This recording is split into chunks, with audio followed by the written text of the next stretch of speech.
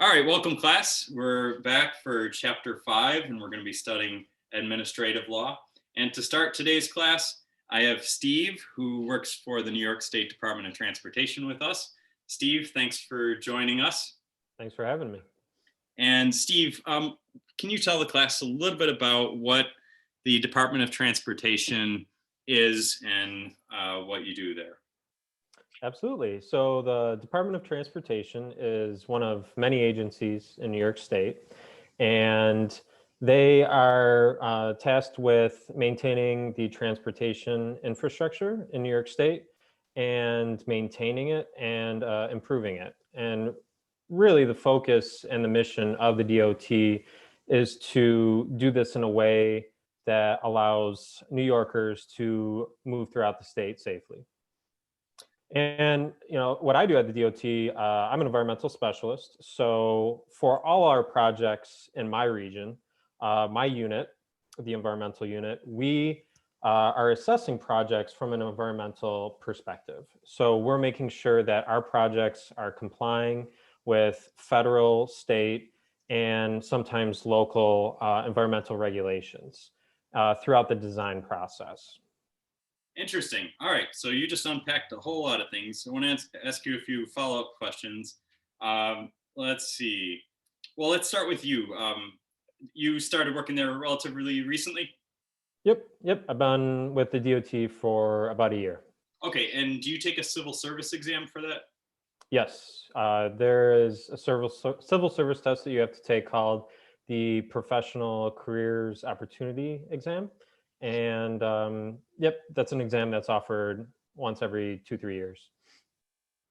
Cool. And did you, what kind of education do you have or experience before you applied for that position? So I have a bachelor's degree, which you do need to take the PCO exam. And that degree is in biology. And prior to obtaining this job, my experience has been varied. I worked as a microbiologist for a while in research. I also did environmental education, which is somewhat in the realm of what I do now. But I mean, when you get down to the nitty gritty of it and the technicalities, they are quite different. All right. And so would you say that you're a scientist in your background?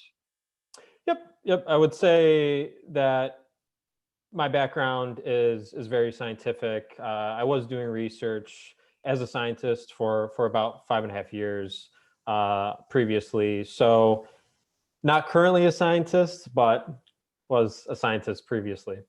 Sounds like there's some science involved in your job, though, if you're dealing with regulations and the environment.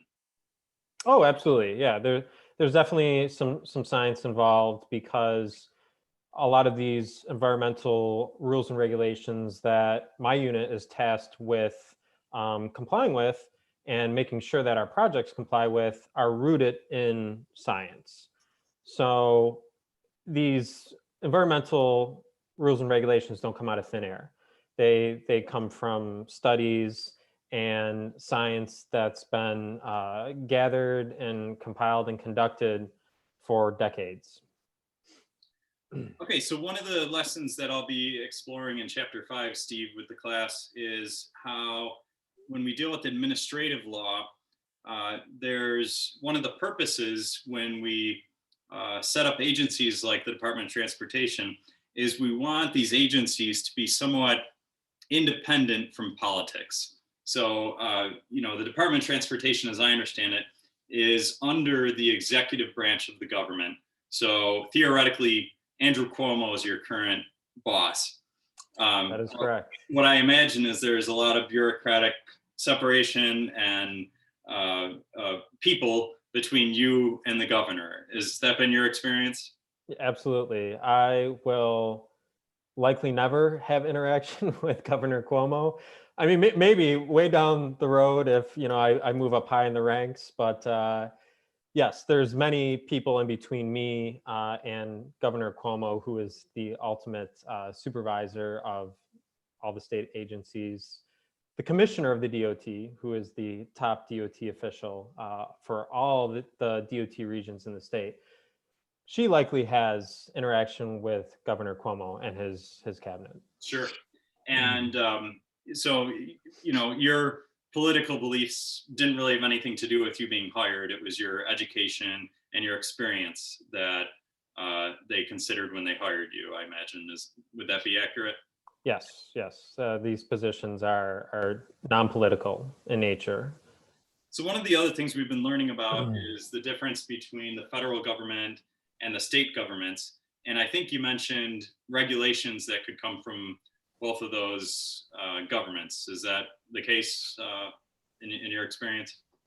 Yep. So you have federal regulations and you have state regulations that impact our projects, and a lot of it has to do with which ones you have to pay attention to. Has to do with where you're getting your funding from, and if there's federal implications or state implications.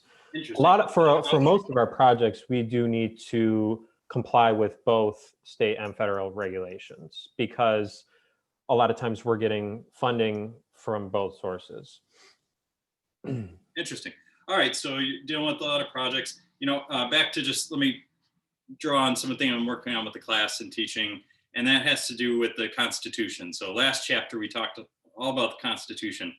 And, you know, when I look at the Constitution, we've got the legislative branch, we've got the executive branch, which you're under, and the judiciary branch. But, you know, when I think about the forefathers and the framers of the Constitution, and they're putting this together, I mean, I'm not sure they imagined the Department of Transportation. I mean, you know, they were probably riding horses, and the New York State Thruway would have been, you know, not even a figment of their imagination. Mm-hmm. So I don't know. I don't see the DOT in the Constitution, but it seems like our government's evolved, and it's very important that we have people like you on the ground. People who are trained in science, have the educational and experience background to do this kind of work, instead of politicians telling people where to put the roads and things like that. Mm-hmm. So thanks for joining us.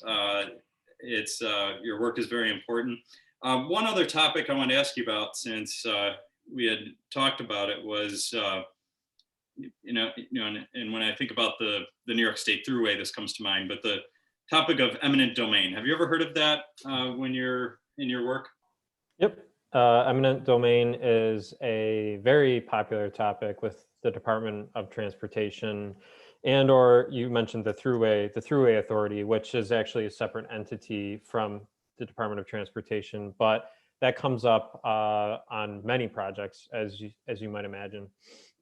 Yeah, because in order to have roads or I guess other kinds of infrastructure that you're in charge of, inevitably people already own that land or live on it or have some right to it, and there's a conflict between the interests of the government and the private interests of citizens. So that's where you're going to run into that. And yeah, I imagine there's some due process, where people can challenge that. And what I'll be teaching in my class is that, we've been talking about the burden of proof in a legal case. And, in a civil case, it's just more likely than not, 50%. And in a criminal case, it's beyond a reasonable doubt. So it's got to be really tilted down, in order for someone to be convicted and sent to jail. But with your agency, I just want you to know how powerful that you can be when you make decisions. In order for your bosses and their lawyers to defend you, you only have to have substantial evidence, just a little bit. It doesn't even have to be more likely than not. But I'll get into that with the class in a little bit. Before I let you go, Steve, though, see the power you could have. You just came to the DOT, Kevin. Well, maybe there'll be a good retirement there someday. But before I let you go, Steve, I just want to add a little fun segment like we do. And I want to ask you a question that I ask all my students. And that's just if you have a favorite song that has any type of legal theme to it. The song that comes to mind, you may have heard of, "Bad Boys" by Inner Circle. All right, we'll give that a listen, Steve. Thank you for your time today, and All right. keep Been up my the good pleasure. work. All right, Thanks. bye. Bye. All right, well, Steve's favorite song we might run into next class when we cover criminal law. Let's see.